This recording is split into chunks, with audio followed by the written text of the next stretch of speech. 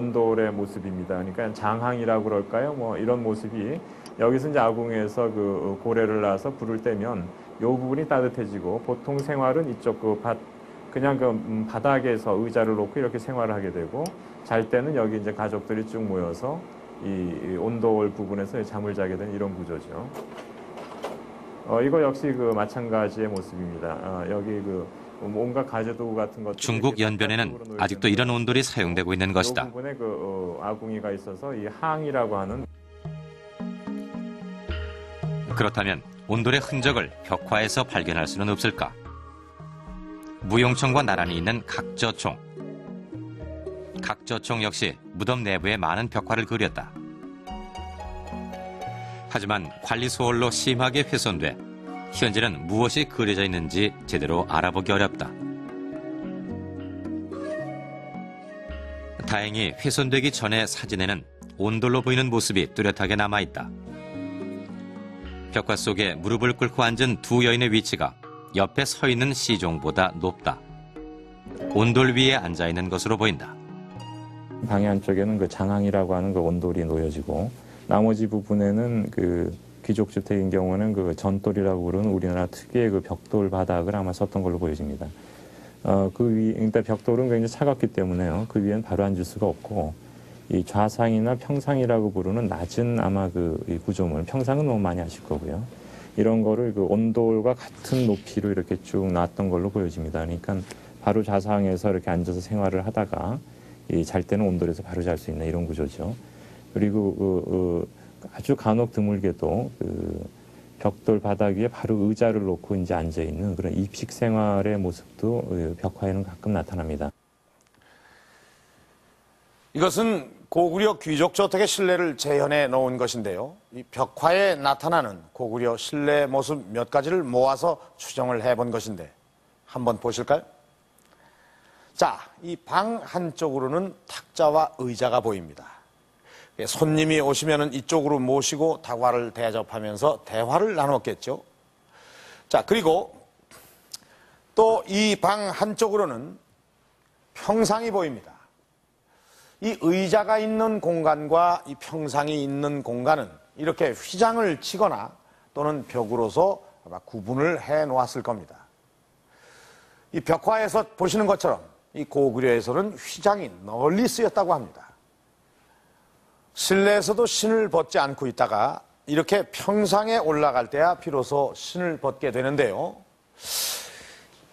여기 이 평상은 좀 특이하게 생겼죠? 이 평상의 네 기둥을 높이 올리고 휘장을 쳤습니다. 그러니까 사람들과 얘기할 때는 이 휘장을 걷어버리고 또 잠을 자거나 휴식을 취할 때는 이 휘장을 들이울 수도 있습니다. 그리고 이 벽을 따라서 기역자로 꺾여진 이 온돌이 놓여 있습니다. 이 온돌의 아궁이는 이렇게 실내에 있는데 이 실내에서 불을 떼면 이 연기가 굴뚝을 통해서 집 밖으로 빠져나가게 되어 있습니다. 마치 요즘의 벽난로와 같은 형식이죠.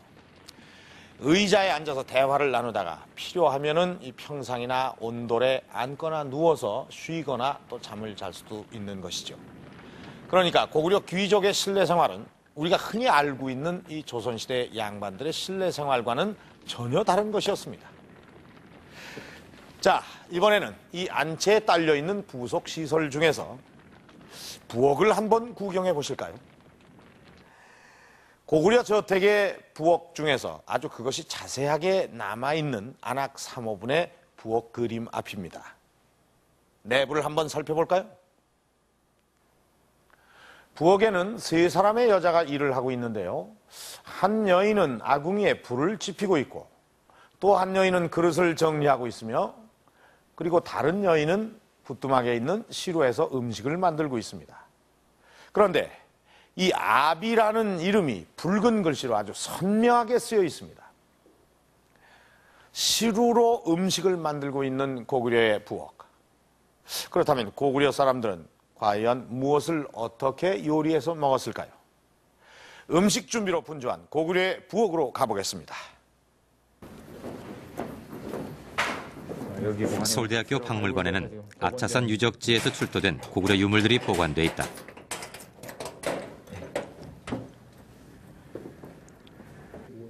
찰갑. 예.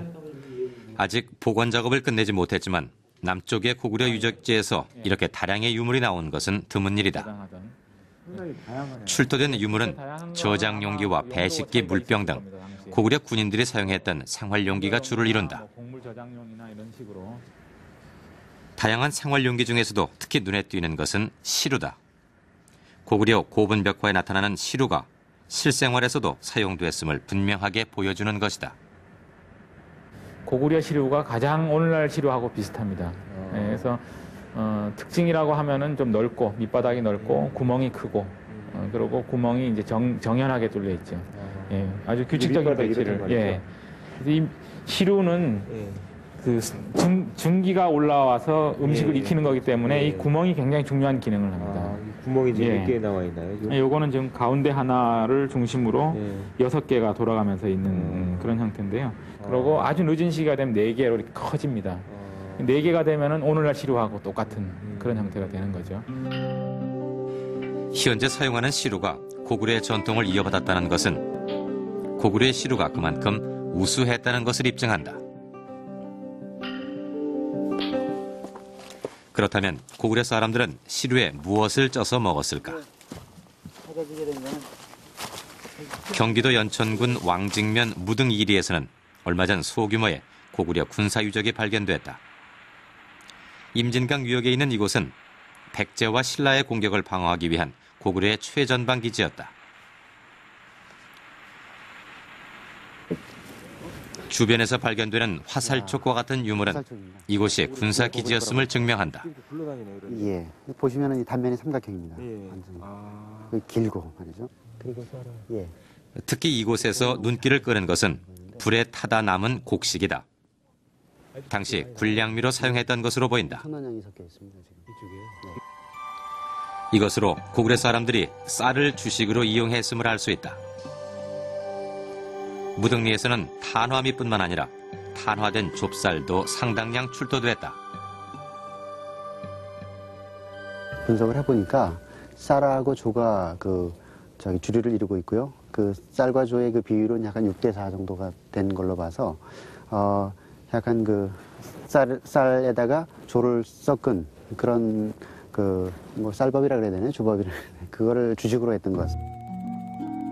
벽화는 쌀과 조 등의 주식이 어떤 과정을 거쳐 밥상에 오르는지를 세세하게 보여준다. 창고에 곡식을 보관했고 그 곡식을 요리하는데 오늘날과 같은 모습의 디딜방아가 사용됐음을 알 수 있다.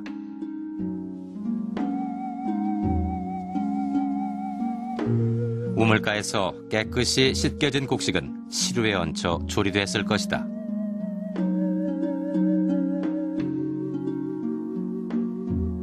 도정 연구가 이미 고구려에서는 확돌이 있고 절구가 있고 디딜방아가 그림에 다 있죠. 그리고 맷돌이 있고 그 쌀하고 잡곡하고 콩팥 다 오곡을 충분히 재배하고 있었으니까는 그러한 곡물을 가지고 우선 밥을 찌고 떡을 쪘다. 그런데 시루가 있는 부엌 옆에는 제법 규모가 있는 고깃간이 그려져 있다.